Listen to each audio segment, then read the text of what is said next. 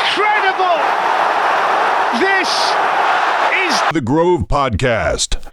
Hello, my name is Tabs and welcome to episode 132 of The Grove Podcast. Now, I hope you're all doing very well, and yeah, it's yet another good day to be an Arsenal fan.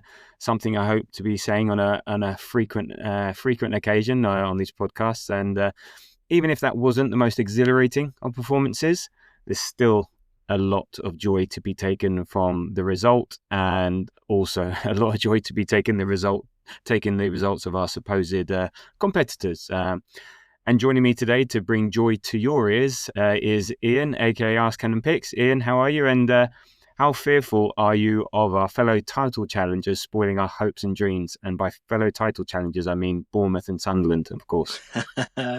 I'm good, Tabs. Thanks very much. Yes, it's never mind Haaland and Salah and Isak. It's Granit Xhaka and Semenyo we need to be worried about at the moment. But yeah, I'm good. I'm looking forward to having a chat about the game. And yeah, what a weekend of results for the Arsenal. No, indeed it was. And unfortunately, Everton didn't do their bit. No. They didn't get the memo, but we won't worry about that. Yeah. Or Brighton. Brighton didn't do us any favours either. No, indeed. So, yeah, but I'm not worried about any of those two clubs either way. So let them have their fun for a few minutes. Anyway, so in today's show, we'll review yesterday's 1-0 win over Crystal Palace with the usual stuff that we do, but also we'll continue with our new feature, which is our listeners and followers 3-word reviews of the game. A bit of fun that we thought we'd add to the pod, a bit of engagement. And even though some of the Grovers from the WhatsApp group are having trouble with the concept of 3 words, not 4, hey Normie, Moz, I'm looking at you here. And then we'll finish with a preview of Sunday's Premier League game. No. Sorry, that's last week's notes. Got a minute. So we'll finish with a preview of the Wednesday's EFL Cup game against Brighton.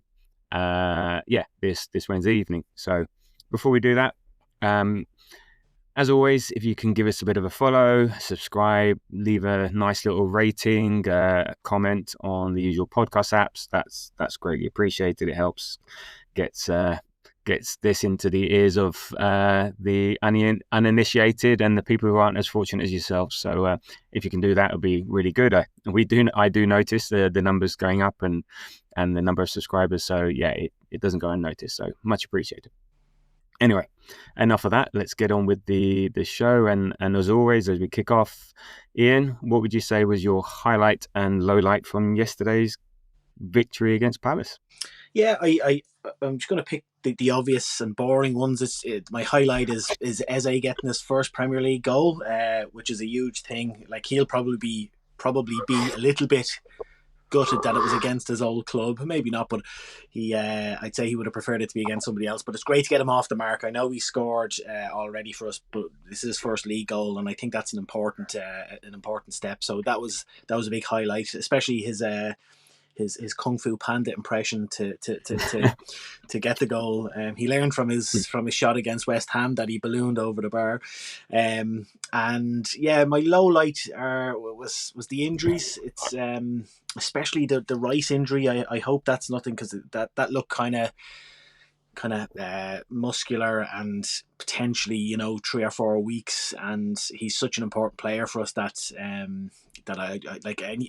All of them are important, obviously, but Rice is just such an integral part of who we are. So that was my low light, was the injuries. Yeah. And well, I think great minds, as they say, think alike. My low light again were the injuries, and you might have seen better than me. I thought, and from what I've heard, I thought the Rice one was actually a knock, but then again, he was coming off sort of, I think, holding his knee or the muscle around his knee. So yeah, we still, there's been no news on it. I haven't seen any news or updates. I think the only good thing about it is, I say good thing, there's no good thing, but it's like, we've got EFL Cup action, and we'll talk about that. Then we got Burnley away. Then we got Slavia Prague away, and we got Sunderland away. So if you're going to miss some players some of the time, this is the time to do it. Yeah, and this is the time maybe we can manage. But there does get to a point where, if you have Odegaard out, Havertz out, Madueke out, Rice out. There was also Calafiori. There was also Saliba. There was also Saka. I think Saka was more illness than injury. At some point, the quality drops, and then it levels the playing field a bit, and then back to variance. But if there's a moment to have it, and maybe this is part of the season that we're having, that maybe just those little things are falling our way. So if something bad is going to happen, we can mitigate it, or it's not as bad. Whereas last season we'd be going to face various teams, playing our under 21s. Again, we talk about the PSG bench and stuff like that. So maybe this year we don't have, if we're going to have these things happen, we're not playing those high tariff games. So, but we'll see. We'll wait to see the updates. And who knows? Let's not catastrophize, and let's focus on the positives. It might not have been. It might not be as bad with Rice. It looked as though, and I could be wrong, just on TV, it looked like there was kind of somebody in the way of the physio, but it looked like he was holding the back of Rice's leg, as feeling the kind of the back. But it could have easily been that he was holding his knee, and so I couldn't fully see. It just looked a little bit. I think we're all scarred. Scarred for quite some time. So let's see. And like you, my highlight, I would say, rather than it being Eza, it's scoring from another set piece and finding a way to win. And we'll sort of touch more on the Eza and the set piece aspects of this game a bit later as we sort of go through the moments. But so my highlight, scoring from another set piece again, and you could just hear the seething, the heads boiling away, and all the rest of it. Another set piece goal, but who gives a monkeys about them, right? So in terms of the lineup for the game, I think once we found out that Big Gabby was fit, no real surprises. So you have Raya, Timber, Saliba, Gabriel Calafiori at the back, Rice, Zubimendi, Eza in midfield, and Trossard, who seems to be the Premiership left winger, Gyökeres and Saka. So maybe Nelly might have started after that Atletico performance, but it feels like Trossard is getting the pick for the Prem games, and maybe it's the fact that we're playing in partnership. So you have Trossard and Calafiori, or you have Nelly and MLS. Any thoughts on the lineup? Are you hoping for anything different? No, I thought that, exactly as you said, I thought that Martinelli might have had a really good chance to start, because he was brilliant. He was excellent against Atletico Madrid. His best game for Arsenal in a long time. But it goes to show the difference between football managers, Premier League managers, and fans, because I thought, not that I thought he would definitely start Martinelli, but Trossard starts, and Trossard's probably our best player yesterday. I thought Trossard was excellent, and these are the calls that the managers make, and Arteta got it right again. Other than that, I was very happy. I was delighted Big Gabby started, obviously, as well, because there was doubts over him. But happy enough with it. He's so important, Big Gabby, in defence and attack. Both ends, and he showed that yesterday. And ironically enough, Nelly, when he came on, actually didn't play that well. And even then, he might have had an injury himself. He felt like he was something might have happened towards the end. But his cameo at the end wasn't that great. It wasn't up to his usual cameo standards. So it's odd how these things vary and how they differ game to game. So as to the stats around the game, the game itself, again, as we all saw, we all witnessed, it wasn't the most exhilarating, chance-ridden, full game, for want of a better word. We had 0.92 xG to their 0.45. I mean, we had 10 shots, 3 of which were on target. They had 7, only 1 on target, and that's the blemish on our copybook, unfortunately. But we had 2 big chances. We missed them both. Even then, there was only 17 fouls across the whole game. 6 for us, 11 for Palace, and 4 corners to their 3. And I think our first corner was actually in the second half, so they did well to steer clear of that. But and in terms of the stats, especially Palace's ones, only 0.45. Palace actually have been the highest XG team this season. I think it's up in the 4s or the 5s. The fact that they only came and got 0.45, they couldn't lay a finger on us. It just shows, again, 2 things. One, how good we are defensively, and not just the back 4 or 5. It's from the front and then in the midfield, and then so they couldn't get anywhere near us. But also it goes to show what sort of game they were planning to play. They came with a 5-4-1. They came set up just to counter and just to nullify us, nullify our passing lanes, nullify our attack down the wings.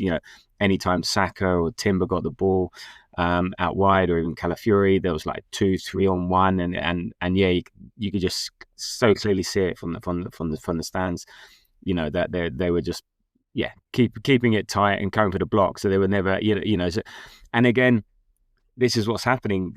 Teams are coming up and they don't want to attack us because they just know what's going to happen. They just know, and you see it in Europe where it's a bit more open. We can tear teams apart. We can take them to task, they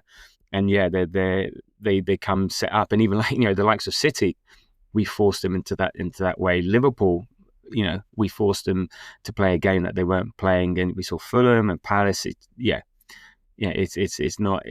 That's what they come and do, because they just know, that we can tear them apart, give them the chance.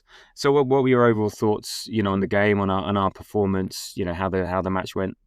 Well, to caveat what I say by first saying that I didn't see the game live. I was at a birthday party, an ill-timed birthday party, but I did watch the whole game when I got home. After that, I watched it last night. Now, and that's a different experience, as we know, because when you've won, it's a very different emotional experience. So I was able to watch it much calmer than I normally would. So based on that, I felt as though we controlled the game from start to finish. As you said, Palace are really, really well organised, and they're an excellent team. We know that. They have an excellent manager as well, who's very, very tactically adept. But at no point did I think they look really dangerous. I know they get in once or twice, but the form Raya is in and the form our defenders are in, they never looked like they were going to score. And even some of the times they got in, the flag went up. In the first half they had a shot that was saved well by Raya, but the flag goes up. So I thought it was an excellent performance by us. We didn't create as much as I'd like to us to have created, but again, as you said, that's down to them being very tactically astute, and it's just a really, really good 3 points, and 3 points that we didn't get in the same fixture last season. So I was happy. It wasn't the best game in the world, we know that, but these are the games we need to tick off. These are the ones that we need to win ugly. No, absolutely, and you're right that watching it, knowing we've won, so you take the emotion out, because again, 20 minutes to go, it's 1-0. The crowd were nervous, antsy, but again, if you watch it without that, Palace created nothing. No, they even that last 20 minutes, there was nothing. And look, there's this one stat from when we scored to the one attempt on goal on target. Now that attempt on target was a cross which flicked off Eddie Nketiah's head, and then Raya got it. So it wasn't even like a proper attempt on target. Those 30 minutes between the goal and that, they not only did they not get a shot off, they didn't actually get into our penalty area. So it just goes to show sort of the intent that it had, but again our defensive strength, and it just goes to show the game. But also that bit about the emotion. If you think about that, it's like, well, where's the danger? Yeah. Yes, Mateta's dangerous. It's based on reputation, based on what we see, but then we're really good defensively. So what about our reputation and what we see week in out? So it's just, again, we want it so much. We can see it happening. Football's stupid. It's 1-0. Anything can happen. But it's but again, in the cold light of day, like you were watching, you're going, well, where's the drama? Why is everyone worried? We're all our own worst enemies when we're watching our football team play, because you just think that every little bit of attack is like 100 times more dangerous than it actually is, because it's just inbuilt into you that we're going to concede, but when you're watching it, knowing it, you can actually just say, oh my God, we are so we were so not under threat. We had everything under control, and the boys put in another fantastic performance in that way. Yeah, and look, it was post Europe midweek for both teams. Yeah, we had some players that just weren't quite at it. I mean, Saka was definitely not 100% fit. I think apparently he was ill, and we could see he came off early. We don't do that normally, so something must have been up. And sometimes you just got to grind it out and win ugly. As a Palace offered no real attacking threat, but they left no space for us to exploit. And so, people complaining, oh God, where's the free flowing football? It's boring, but. Again, we can only play what's in front of us, but also we're a bit off it. We couldn't build much momentum. Yes, we could have killed the game off in the second half, or early in the second half, got that second, and that maybe would have meant Palace opened up. And we had a few nearly moments, but poor execution. But yes, I think we said credit to Palace, who nullified a lot of what we wanted to do, especially out wide. But they sacrificed their solidity for their attacking prowess. And look. Very few games are easy in the Premiership now, and if you look at the weekend's results, you've got Liverpool losing to Brentford, you've got Chelsea losing at home to Sunderland, Villa beating City. So, we found a way. People might complain and you get the pundits saying this, that and the other, but which one would you prefer, the 3 points or losing 2-1 or 3-2? Oh, there's your excitement, but where's your points? And I actually had a fun weekend because a double whammy. I was at the Brentford Liverpool game. Excellent. I'm a member there. I'm a member there. I got friends who are season ticket holders. My folks live in that area, so I was sort of like, triple whammy there, and it was a great in-person hate watch to be there, and I was celebrating the Brentford's goals like as an Arsenal fan would, and. To see how Liverpool performed and how their fans were feeling and stuff. You say, whose position would you rather be in? And actually, Liverpool, I couldn't figure out what their style of play was, apart from give it to Jones and Slobbersley. Yeah, they looked poor. They looked not at it. And Brentford tactically had a great game plan against them. You turn their defence around. Van Dijk doesn't want to run back. Konate can't run back. And they could not find a way to win, as much as the referees gave them as much time as possible to get back in the game. They couldn't find a way. So again, you can't knock that it's not always going to be spectacular, and you just got to take the points. And if you, sorry to cut across, if you look at any, and I'm not saying that we're going to go on and win the league or anything like that, there's just so long to go, such a long way to go. But if you look at any title winning team, be it City, be it Liverpool last season, be it Mourinho's Chelsea, there are always kind of 10 plus games where they win games in this exact manner. They just grind out wins. They just do it. Not pretty, but they just get the job done. That's what championship winning teams do. And for any team to kind of criticize a team doing it is just pure jealousy. Yeah.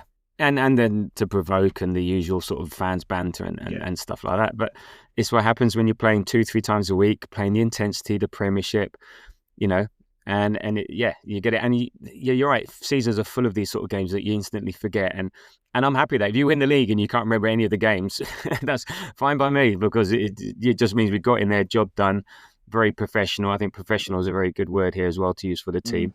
Just go in and as I said, we're finding a way. It's sort of a bit like death by 1,000 cuts. You're just probing, you're pushing, and the opposition have to focus and concentrate so much for so long, and that is really hard to do.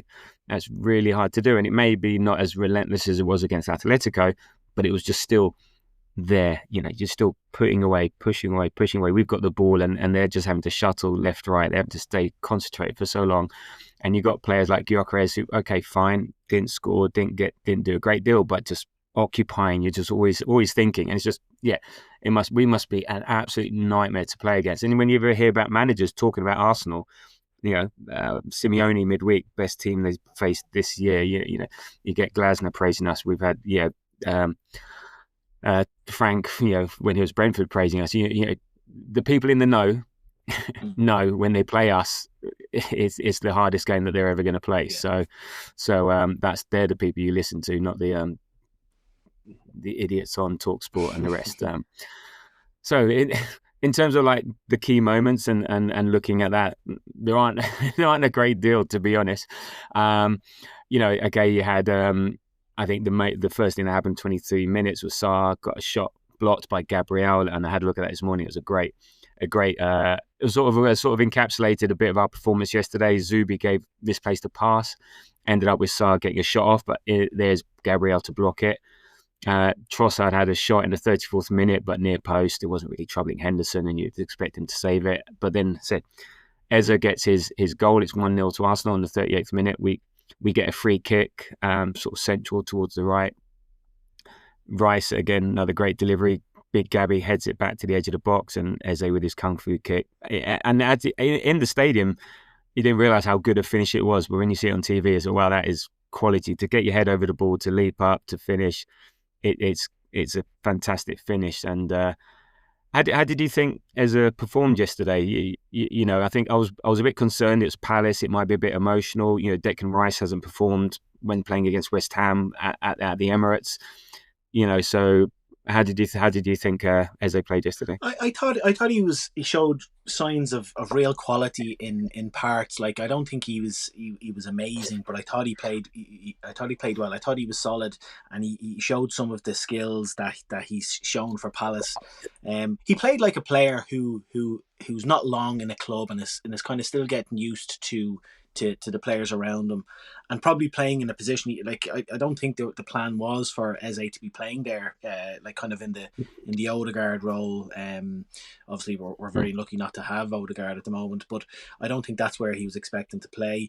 But I thought he was solid. He took his goal really, really well, and again he did a little bit of a slalom run as well, where one of the Palace defenders came in and made a good tackle. It made me very excited to see him in another 10 games time, if that makes sense. Like, he's building his performances up, and I thought he was good. And I think we said this in the last pod. He's not used to having to play against low blocks. Yeah, he played for Palace, and they'd always have space to run into. It'll be very different. He'll be part of the counter-attacking team, and it'll be dangerous from that perspective. But he's not used to this. So again, he's learning that. He's learning the team. You're right. He's playing in a position on the right-hand side where he's more left side biased, and I think better from the left-hand side. So if he was playing left 8, run right 8. And he was when he was playing with Palace, basically, I'd say every Palace player was told, just give the ball to Eze, let him take the ball and do his thing. Whereas, like, there's so many players as good as, if not better than Eze in the Arsenal lineup. So, it's just going to take a bit of getting used to decide. But I'm very excited to see what he brings further down the line. Yeah, absolutely, and he's the first player to score his first league goal for Arsenal against the club he signed from since Donald Slade. I know you're a bit old, but you're not old enough to remember this. In February 1914 versus Lincoln City. I was at that game. So there you go. Nice one. Did you get your ticket on the TX? Well done, you. And also, I think I heard this correct on Match Today last night. He's the 9th different player to score. We've had, in the last 9 goals, we've had 9 different players score. Which again is a nut stat. And so, like, you got the teams like relying on. Look at City yesterday, relying on I've forgotten his name. Haaland. He doesn't score, and look, they don't win the game, then get a point. Liverpool, relying on. Okay, Salah did score, but it didn't help them much. But we're spreading our goals around, which I think is it gives you more chance for success rather than relying on just one person, because that's all your eggs in one basket. And it was another set piece goal, and I have a question for you. So, on a scale of I don't give a fuck and I couldn't care less, where do you stand on Arne Slot's and rival fans' comments on our set piece goals? It seems we are boiling a lot of people's piss by being really good at the fundamental part of the game. Now, that might sound familiar. Yes, to listeners of the Artcast, that's a question I sent in to Andrew, and they read it out, and I'm highly far up on that scale of I don't give a fuck. It's hilarious, the snobbery that people are showing towards set pieces. Like, it's such as I said in the question, such a fundamental part of football. And just because we're really, really good at it, it's annoying people. And I think you said it before. You might have even put it in the notes for today's show that if we scored, like we've 29 games left. If we won 1-0 by scoring 29 set piece goals, I would laugh my ass off forever. So yeah, do you know what? Like, Arne Slot has kind of embarrassed himself in a few in a few post match interviews recently, but for him to bang on about set pieces when Liverpool, like, he completely ignored that Liverpool beat us with a set piece, beat Burnley with a set piece at the death. Came back against Frankfurt, yeah, 2 set piece goals.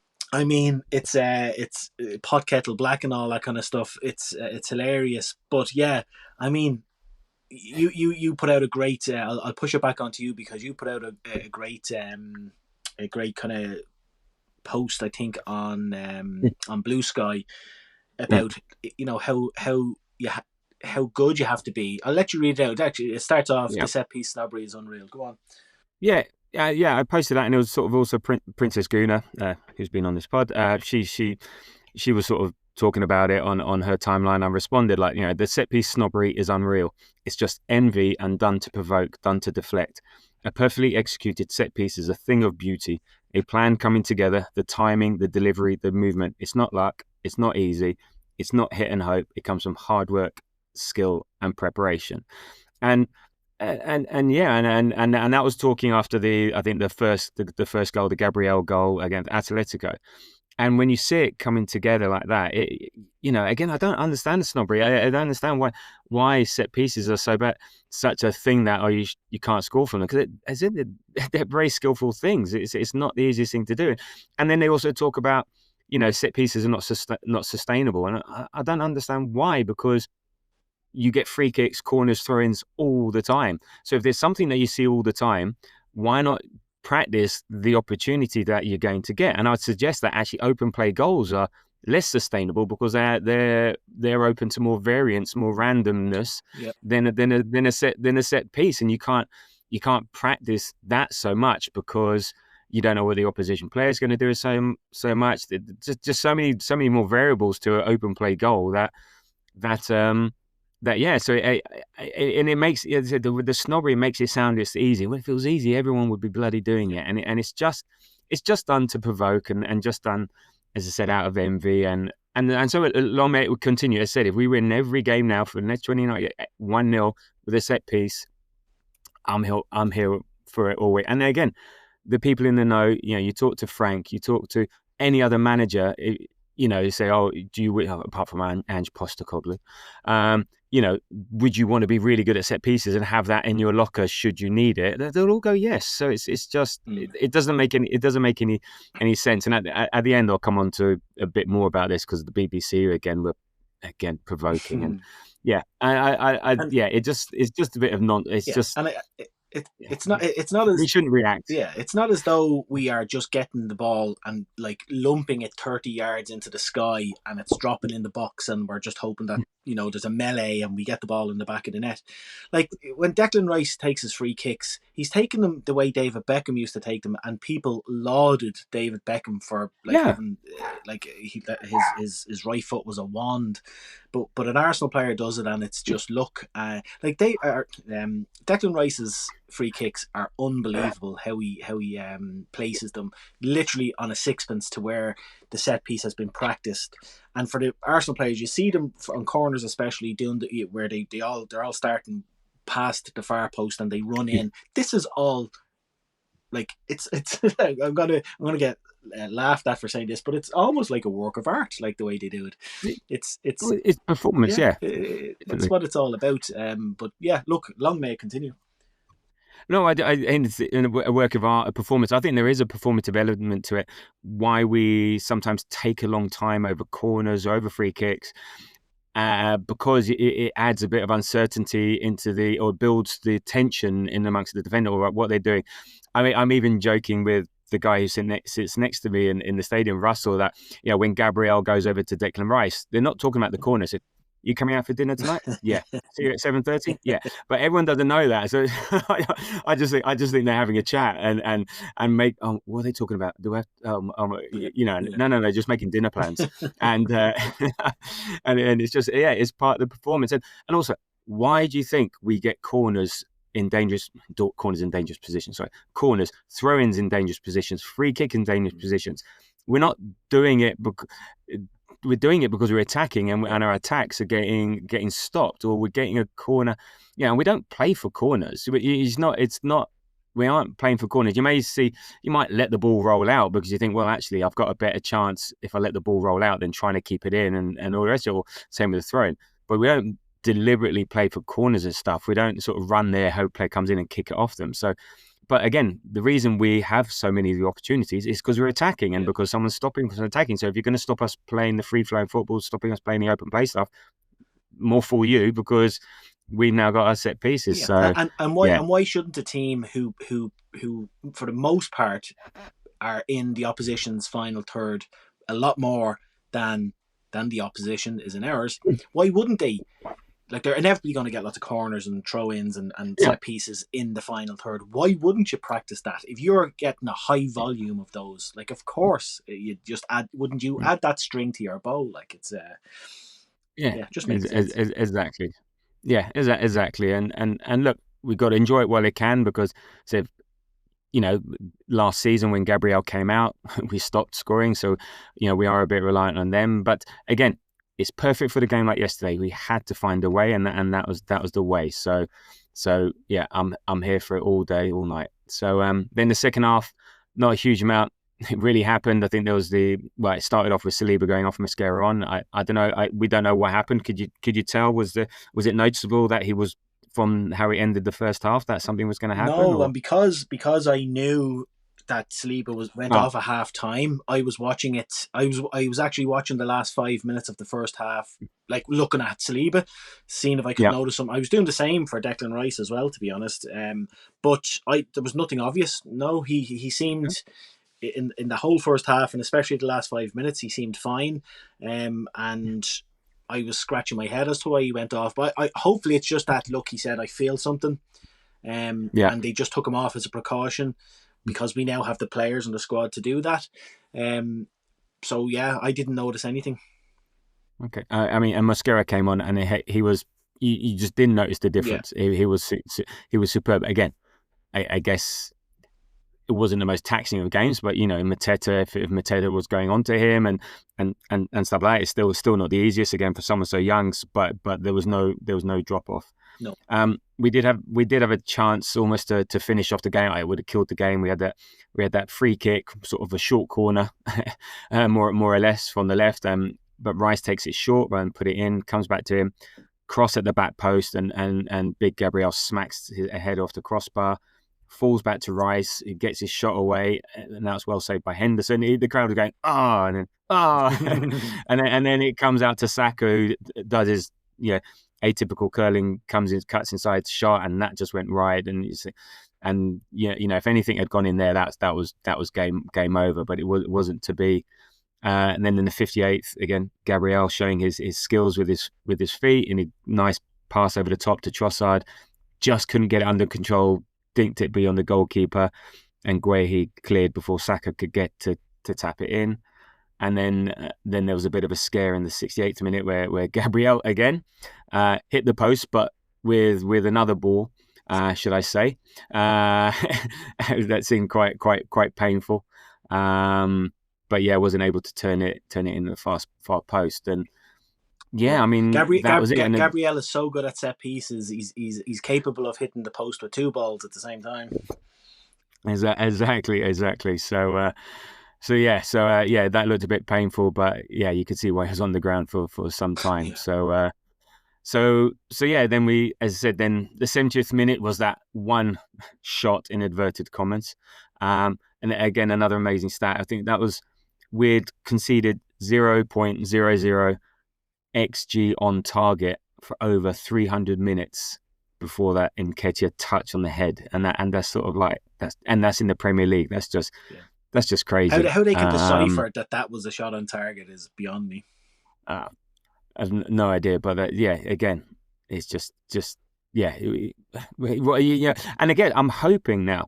So you get these sort of stats like that, not allowing shots on target. We haven't let in a goal for the last 5 games, in league and Europe, and we have that aura. So teams would go to City and say, well, okay, well, we're not going to get anything out of here, so let's just save ourselves for more important games. And now I'm wondering, hopefully we'll have the same aura where they think, gee, how are we just going to score against these lot? What are we going to do? Let's, so again, they think, oh, let's not bother. Let's save ourselves for other games. Whereas now you're seeing, City are vulnerable, Liverpool are vulnerable. So, okay, well, those games were more likely to. Whereas in the past, we were the vulnerable ones. And if you put us under pressure, we have.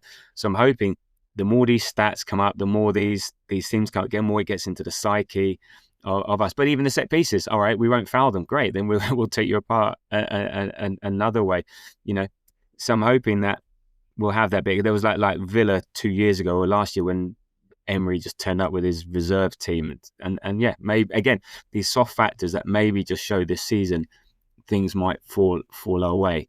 I'm hoping for that. Then we make a few subs. Marino and Hincapié come on for Rice and Calafiori, and then Eze off and MLS on, and we went to sort of 5 at the back. So interesting, but obviously just shutting the game down. And then it was another, 97th minute when the final whistle eventually went. The crowd were getting quite antsy with the ref at that stage, but again, as you said, there was nothing to be concerned about, and it was game over. And yeah, and let me read out some names because this goes to show. I think this proves a very good point. Saka, Saliba, Rice, Eze, Calafiori, and Odegaard, Havertz, and Madueke. And we finished the game without any of those people on the pitch. And that is it. 1, 2, 3, 4, 5, 6, 7, 8. No, 1, 2, 3, 4, 5, 6, 7, 8. There's 8. That's like 3/4 of a team. And you could argue that all of them could be starters. People want the fast, free-flowing football, but we also want to win. And sometimes you just got to make do with the players that you have and do what you can. But that's incredible that we can, again, survive a game against one of the most dangerous teams in the league without all those players, and we found a way to win. And look, even Arteta knew it. He said we knew the difficulty of it. You come after playing every 3 days, you have a bigger opportunity as well with the things that happened during this weekend, and we play against the team that, in my opinion, has been one of the best recently in terms of organisation, how difficult they made it, how frustrated they can make it. And the moment that you lose that concentration, they will punish you for sure. We have managed to be very stable, playing the game that we have to play. So, yeah, how do you feel then? How that sort of sets us up now? That sort of 9 games in, we're top of the league, 22 points. 6 above City on 16, and 7 above Liverpool. Man United. I'm not even mentioning the name on 15. How are you feeling about our current situation and hopes for the future? Yeah, you cannot be unhappy with our current position, as in points total. I'm not one to get too carried away. I'll put it to you this way: if this was, if we had played 32 games and we were 6 points ahead of City, I know we're only 4 ahead of Bournemouth, but if we're all being honest, it's kind of City that we're looking at, and Liverpool maybe if they make a comeback. But even if we had 5 or 6 games left and we were 6 points ahead, I'd still be very, very nervous. So the fact that we're 6 points ahead of City with only 9 games gone, I'm not getting ahead of myself. But if you just break it down to each game, how we've performed and how we've gotten these points together, considering who we've played, I think we've done a sensational job. We were robbed at Anfield, absolutely robbed at Anfield, and we kind of played within ourselves at home to City, I think. But the big one is that the 9 points that we've made up from the corresponding fixtures last season. That's what really made me think, right, okay, Arteta is righting the wrongs here, and if he can continue that across the season, we drew 14 games. I said this on a pod at the start of the season that we lost the same amount of games as Liverpool last season, 4, which it's hilarious that Liverpool have already lost that many after 9 games this season. It was the 14 draws that kind of killed us last season, and we're righting those wrongs now, and that's really, really exciting me, and I hope that trend continues. And we need to perform so well, because there are periods, like you're saying, the next few games we have are, on paper, we should do the business. We've Burnley in the Premier League, we've Burnley away, and we Sunderland away. Now Sunderland away will be very, very tough, because obviously they're fourth in the league at the moment.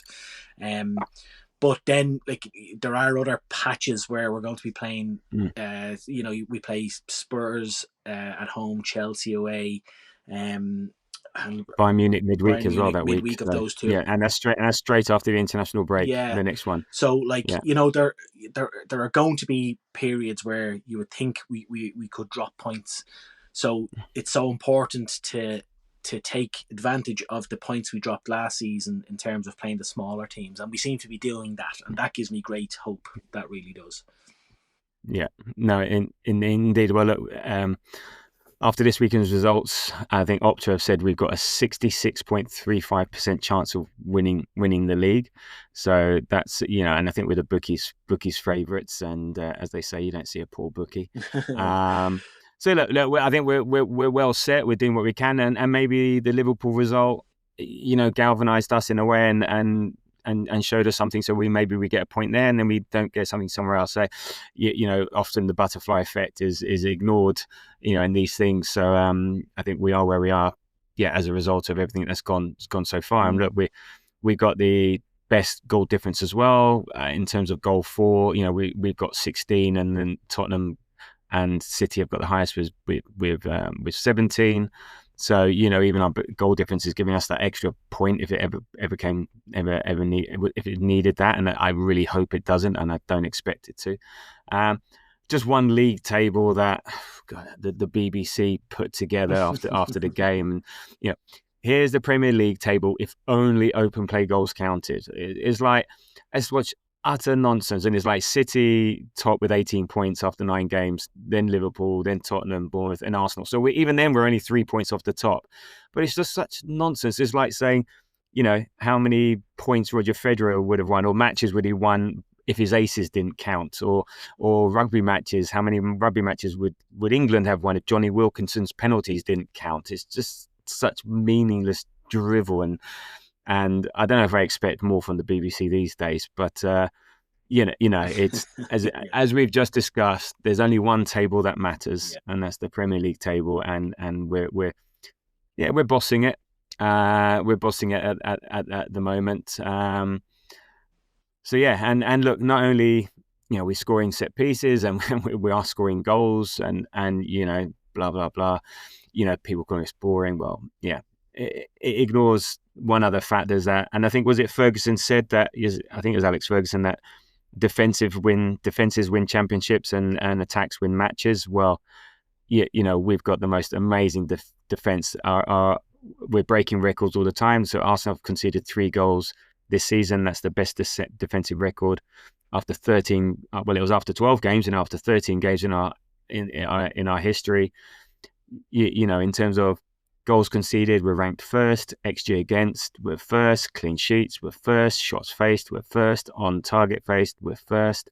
The stats are just nonsense. And of the 3 goals that we've conceded, only one of them was from open play. Yeah, insane, exactly. Absolutely insane. Yeah, so it's just we just so solid. It must demoralise opposition just coming up, and there's that. You just come into the tunnel and you see our defence, and it's like, oh Jesus. Look, we will let in a goal at some time, and I'm not sure how I'm going to react to that. and I figure it's going to be on Wednesday. But and also another statistics. Arsenal have gone 100 consecutive games in all competitions without conceding 3 goals in a game. Just the second English league team to ever achieve this feat, along with Man United between October 2016 and August 2018, so that's 107. So we need to go another 8 more games to get that record. I actually think if we conceded 3 goals in a game, Arteta would just start shooting players. Yeah, exactly. He's leaving. I'm leaving. I'm going. What is this rubbish? Project is over. What is this rubbish? Yeah. So, before we get on to listener 3-word reviews, any other players that stood out for you or didn't stand out? You see what I mean? I thought Trossard was really good. I again, just being able to watch, knowing that we won the game. I was able. Was that intentional? Say again. Was that Trossard? And then you get that's it again when you said Trossard again. Well, yeah, it wasn't, but it is now. Yeah, Trossard. I thought he was really, really good. Zubamendi is just. I mean, he's like Timber now. I think in that you just expect, and you shouldn't just sleep on these performances by these guys, because it's really hard to perform at a really high level all the time. So yeah, they really stood out. Who stood out for you? Well, I mean, Timber again, and again. Just week in, week out, he's 7 out of 10, 8 out of 10, 9 out of 10 performances. Just so consistent, so impressive defensively, and now going forward.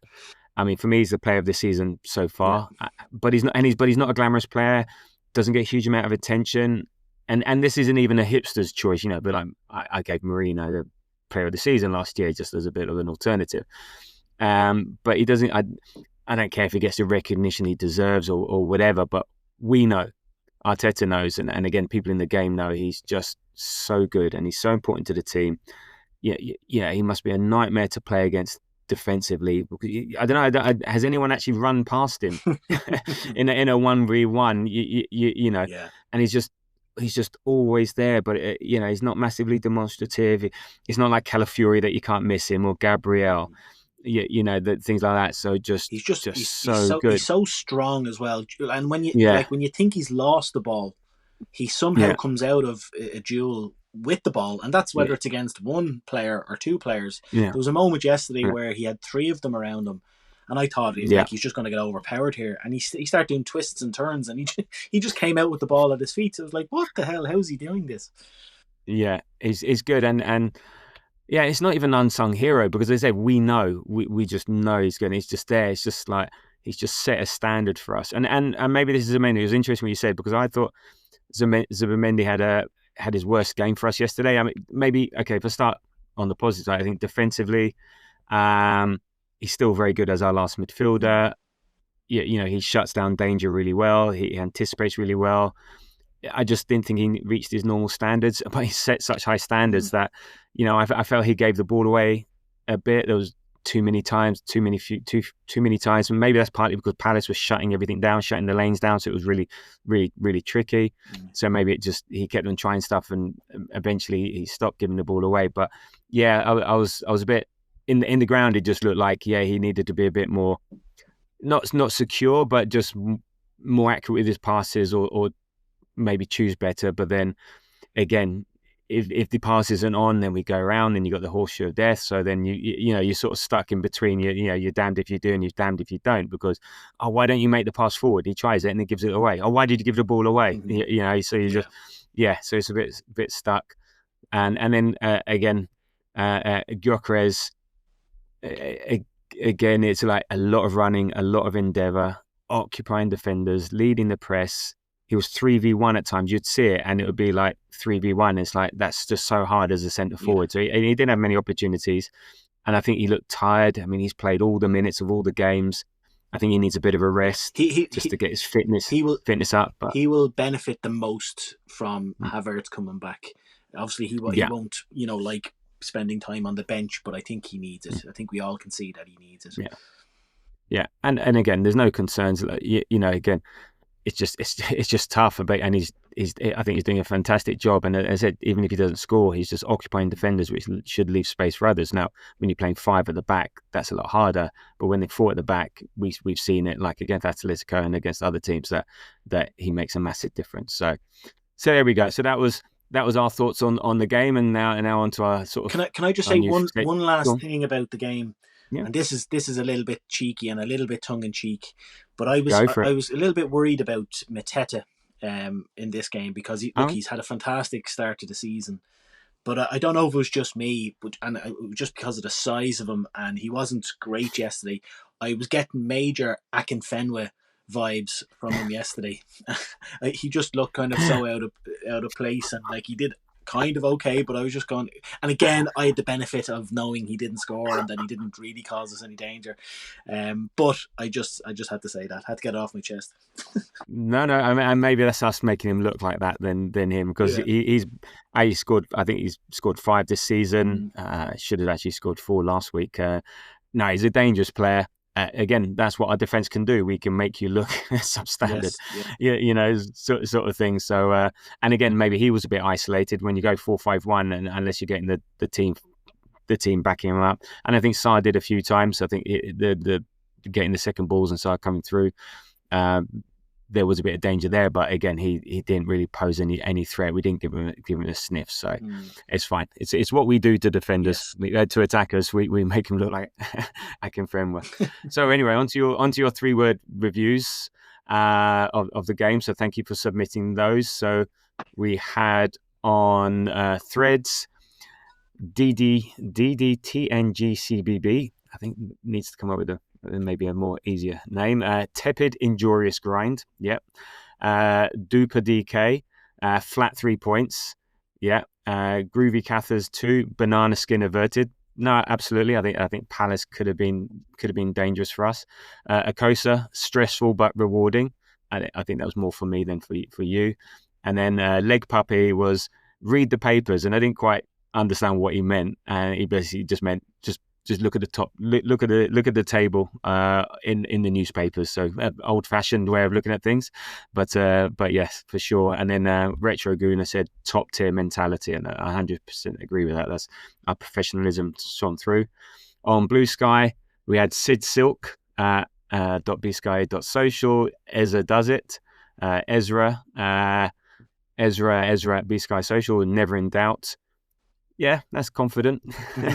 Mac Logue, give them nothing. Yeah, 100%. And Aaron Canet Sneck, .bsky social. We were lucky. I'm not sure we were lucky. I'm trying to work out where the luck would be, but everyone sees what they see. North Bank, the North Bank pod. Steph, aka Steph, was Ezra does it. Another one, and someone called Gianluca T14 said, mind the gap. And that certain person is my son. Actually, he sent me a message last week saying, oh, I like that idea. I'll send you mine through and on WhatsApp. So no, you're going to have to follow us on the socials and do it like everyone else. You're not getting any special treatment. So he's on the TikTok sending me that one. Dee's Arsenal fan account, set piece again, sure. And then you came up with Clean Sheet FC, which is FC. I'll give you that as one word. I had to do a little dirty there. oh my God, the Grove are just terrible with that, and I'll get onto that in a second. Jamie of this parish said, did dirty work or dirty work done? Absolutely, this was definitely one of those games, and yeah, onto the Grove WhatsApp group. So thank you guys. Andy Leach was scrappy, dogged, essential. Yeah. Moz, I don't agree with this. Is don't bottle it. That's just such a. I don't know, he's in his 30s. Is that Gen Z? I can't remember. Anyway, that's such a. Yeah, I'm not having that. Don't bottle it. Even if we lose it from now, it's not bottling it. It's just football. Matt Stacey said Leo. That's fine. We had Henry. Henry, I don't know what I was saying. I don't know what I was going to say. I don't know. It's just thinking Arsenal. Henry's in the WhatsApp group. Yeah, can you imagine? Oh my God. Henry, not he's not French. Set piece again. Noel Mickady, mind the gap. Cern up the arse. Absolutely. Shah was ole. And then this was quite a good one. Andy Leach, remember game week 9. And I think that's sort of as in how important the swing was in terms of Liverpool losing, Chelsea losing, City losing, and us winning. And then we had people who just did not understand what 3 words is, which aren't 4 words. So Alistair was 1-0 set piece. No, that's 4 words. Normie was let it, all 1 word, all work out. I'm not having that. So he changed it back to we beat Palace. And Henri said 1-0 to Arsenal. So again, I'm not having that. And Moz, again, top of the league, apparently is now 1 word. So not having that, Moz. You've got to do better. And for me, it was grind it out. I think that just summed the game up for me. So I've just thank you for those. realised I was looking here, and this is so stupid, but Charles from the group said ole ole ole, and I've just realised that that's an anagram of Leo. So when we say Trossard again, ole ole, No. it's Wow, there we go. Never knew that. Indeed. I thought you were going to say that's just one word 3 times. No. Does that count? Oh, and Darwit went 29 games left or something. Sorry, Darwit. And so there became a discussion. Does 29 count as one word? But that's 2 words. Oh, for God's sake! Right, I'm allowing it. Numbers are allowed. Okay, numbers allowed. Numbers count if as one word. FC is allowed, then numbers are allowed. Yeah, I missed that one. I only just realised it now. But there we go. Anyway, thank you for those, and watch out for post Brighton for our next call out for those your 3-word reviews. Bit of fun. Right. Okay. So talking of Brighton, we play them on Wednesday, the 29th of October, 7:45 kickoff at the Emirates Stadium. Samuel Barrett is the referee. It's the 4th round of the EFL Cup. Before we get on to the game itself, how important to you is this competition? How much do you care? The perennial discussion. Yeah, I know. Like, it's a really good question because, look, we've been starved of the big prizes for so long now. The Premier League we haven't won in 20 years, over 20 years. We've never won the Champions League. So obviously they're our main objective, and even the FA Cup. I love the FA Cup. The League Cup, I've never really been like, when I was younger, going back to the George Graham days, Arsenal became a cup team. It depends who you are. Arsenal became a cup team, and winning the FA Cup and the League Cup in the same season, we were the first team ever to do it. I was so proud of that. But football's changed so much, and I would never want Arsenal to lose a game ever. But if Arsenal did get knocked out by Brighton, like, I'm not gonna cry over it. A cup is a cup, no matter which way you look at it, and should be taken and treated seriously. Maybe this season, because we have such a strong squad, we it's not such a burden to us. Like the Newcastle double header last season in February. Was it February or no, January? January, yeah. That kind of killed all momentum that we had. Like in the league, we weren't obviously up, like, or in the race for the league title, but. I don't know. Maybe this season, because we have a much bigger squad, we can fully entertain the League Cup and not kind of worry too much about the effect it might have. But look, where do I sit on it? I'd love us to win it, but if we get knocked out on Wednesday, I'm not going to cry over it. Yeah, I think, like you said, there was 2 games. I think 3 games that killed us last year. Palace away when we lost Saka. Yeah. And then the Newcastle semi-finals. I think it was the final nail in our coffin for the season. We had an already stretched squad. January, just had stupid games. We were playing Man United in the FA Cup. We had 2 tough games against a highly motivated Newcastle. And there were 2 games I'm not sure we needed. We lost Havertz from that. Nelly was out for a while after that. But it was a semi-final. It was a chance of silverware, so you can't ignore it. So yeah, if you're there, you might then go for it full time. But for me at this stage, I'm not too bothered. As you said, it'll be annoying. It'll be annoying to lose because I don't like seeing us lose. And winning begets winning, the momentum, great atmosphere, blah blah blah. It also gives fringe players a chance to play and get minutes that they might not necessarily get. So, but in the bigger scheme, it is lowest on the priorities. Winning it would be great. It's always good. It'll be good fun. It'll be nice for the team. But in terms of the overall project, it doesn't change the dial at all, and would not make up for not winning one of the big 2 this season. You don't imagine we finish second and quarterfinals of Champions League. Oh, we won the League Cup. Yeah, that would not cut it. That would not. I think it's like a supplementary ice in the cake. I mean, if it was so important, again, things like Ten Hag would still be in the job if they rated these sort of things. So that it is not an indicator of how good you are as a team. So there we go. So yeah, wouldn't knock it, but I wouldn't go all out at the expense of everything else. So what are you looking forward to? Not looking forward to as far as seeing Brighton at the Emirates on Wednesday? I'm looking forward to the fringe players getting minutes. I think there's a lot of players that need minutes, and I think there's a lot of players who need rest. So I'm looking forward to seeing what kind of team is being put out, and I know we'll talk about what we think the team will be in a minute. But I'm looking forward to that. What am I not looking forward to? I don't know if I even have anything, because it's kind of a low stress game because of the reasons we just said. We're not that pushed about it. Another reason why I wouldn't like us to lose is just momentum. Like as you said, winning begets winning. So not looking forward to potentially kind of going out of the competition, despite what I just said, because we rested players. But like that's on a very low level that I'd be not looking forward to that. Yeah, I think like you, see the fringe players get some minutes, seeing how we'll play, low stress, just sit back and enjoy it, and then see what happens. Yeah. Not looking forward to seeing Fabian Hertzler at the Emirates. I just don't like him. I think he's a disingenuous, smug prick, and I don't want to see him happy in the slightest. Just annoyed the hell out of me. I think last season with his comments after Declan Rice getting sent off, and then also the 2-1-1 games that we had against him last year, and look, he's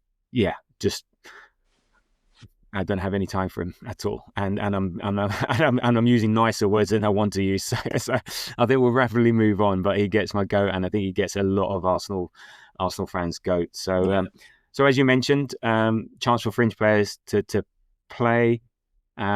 Which will mean the game's going to be a bit disjointed. There won't be the relationships there, but there's still going to be a lot of quality on the field. And so, what do you think the lineup's going to be? I mean, we've got a number of injuries from the Palace game that we need to get updated from. May even mean academy players are in the squad. So what do you reckon the starting 11 is going to be? And before you give yours, I tried to do this and I could only get 10 players, which is remarkable given what we're talking about our squad. I couldn't work out who the 11th player was going to be. But anyway, let me know who you think is going to be playing. Yeah, I'm just looking at your notes here, and you might not be a million miles off.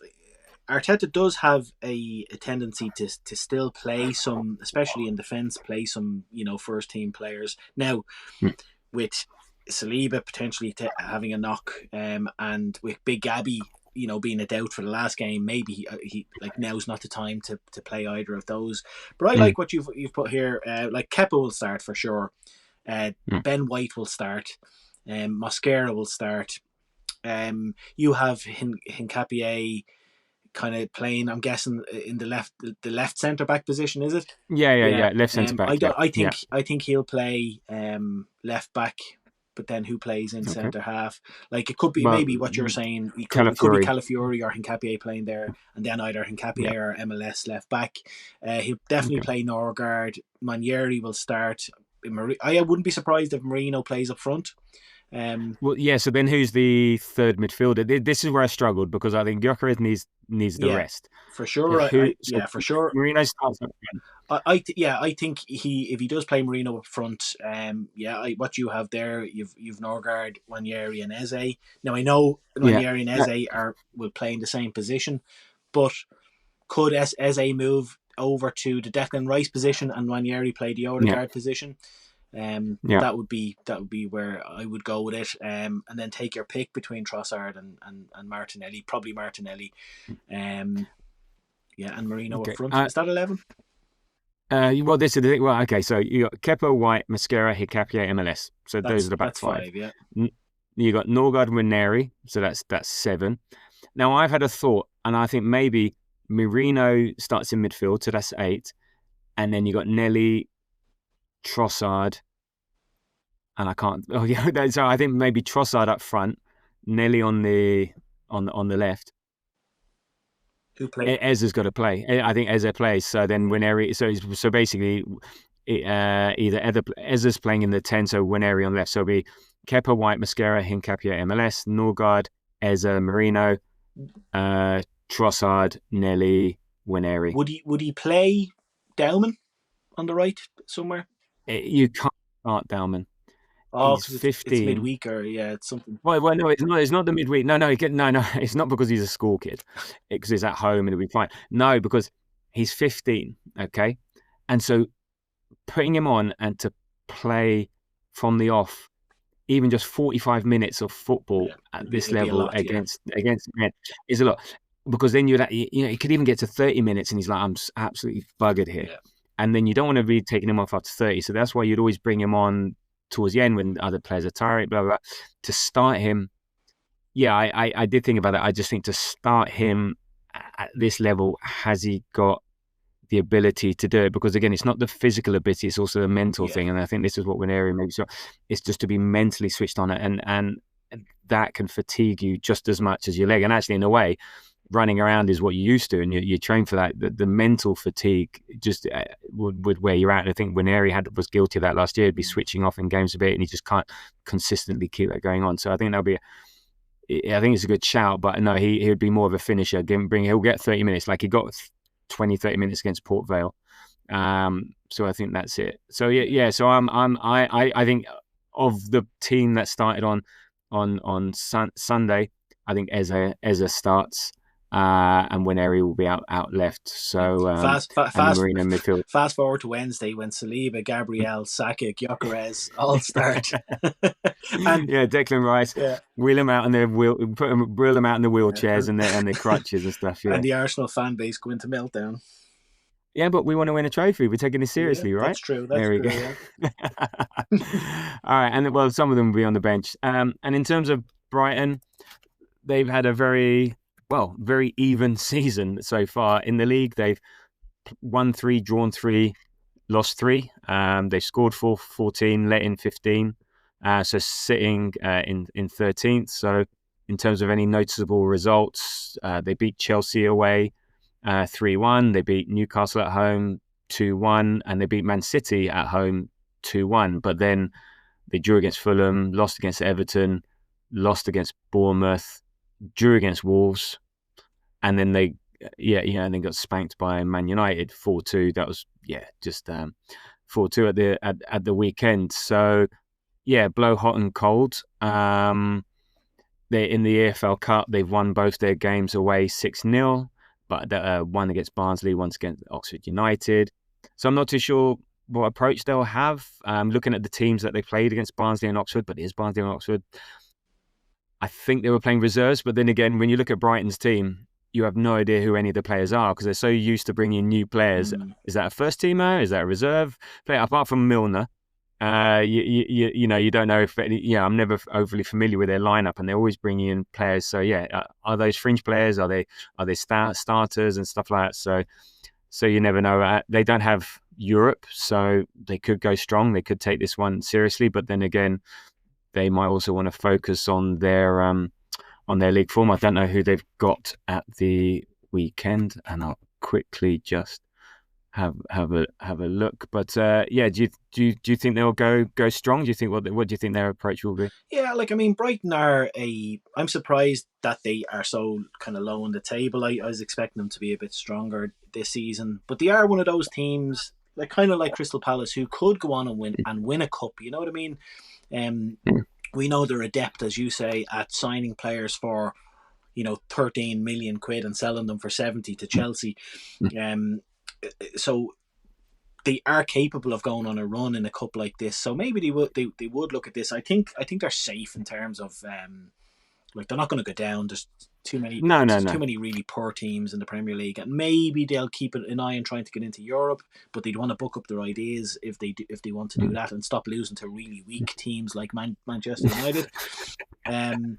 So maybe they might have one eye on this cup as a potential bit of silverware and a bit of glory for the fans. So, but you wouldn't know. You just wouldn't know because the owners of clubs want the money, don't they? They want the European qualification. The prize for winning the Carabao Cup is probably a case of Carabao drink.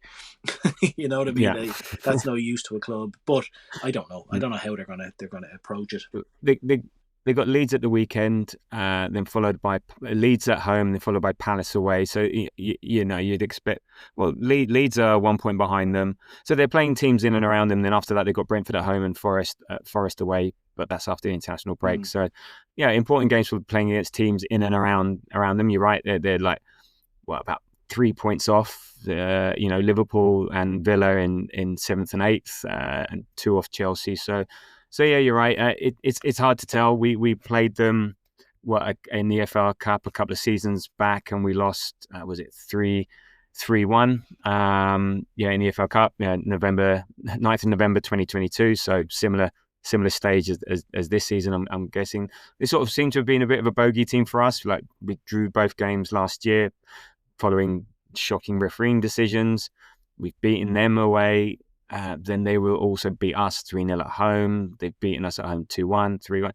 So yeah, it's been sort of a bit back and forth. Then it's not one of these teams. We always do well against them. Always tricky opponents. Welbeck coming back to Arsenal. So yeah, it'll be interesting to see how it turns out. They might have a few injuries, like March is out. Matoma might be out. Hinselwood, Gruder, Webster. Yeah, these are all names, but I'm not really too sure about them apart from Matoma and March. So yeah, let's just see. So what's your prediction then for the game? I'm gonna based on me thinking that we'll rest a lot of players and that they could go strong. I'm gonna go with a 1-1 draw, and we'll beat them on penalties. Wow, 1-1 and then penalties. Okay. 1-1 only counts for the predictions competition. Right. Okay. Cool. And then win on penalties. Okay. I'm going for 2-1. I think we'll finally let in a goal. It would be brilliant if we just changed the whole back five and we still did not let in a goal. That would be fantastic.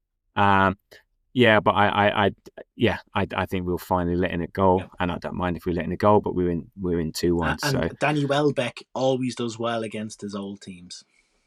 Yeah, exactly. So let's hope he's on the bench. Right. Okay. Well, there we go. Okay. Thank you, Ian, for that. I appreciate you coming on this fine Monday. Hope you enjoy the rest of your bank holiday in Ireland. Yeah, no bother. I will do. Thank you very much for having me, Tabs. It's always a pleasure to come on. No, good. And where can people find you on the socials and what you do? You can find me everywhere at Art Cannon Pics, where you can send me pictures of your cannons that you see when you're on holiday, or maybe you live nearby one. And we're absolutely flying. We're heading towards, by the end of this week, we'll have hit our 700th cannon milestone. So wow. I'm on the road to 1,000. I've posted a cannon for something like 160 days straight. I've about 90 cannons in my drafts ready to go. My dream is to post a cannon a day for a whole year. So I need your support, guys. Keep sending those cannons to me. So yeah, that's what I do. Good, very good. Okay, and you can follow us at The Grove AFC at Threads, Blue Sky, X, TikTok, Insta. What else is there? YouTube, whatever you want. Smoke clouds, whatever it wants. Carrier pigeon, just put at The Grove AFC and it will find its way to me. Our next show will be post glorious cup victory against Brighton Hove Albion, and then pre-Burnley away, which is at the weekend. As I said, if you can like, subscribe, leave us a rating on the podcast apps, that would be really appreciated. Get this into the ears of the less fortunate than yourselves, and there we go. So thank you for being here, thank you for listening, and as always, until the next time, come in you Gunners.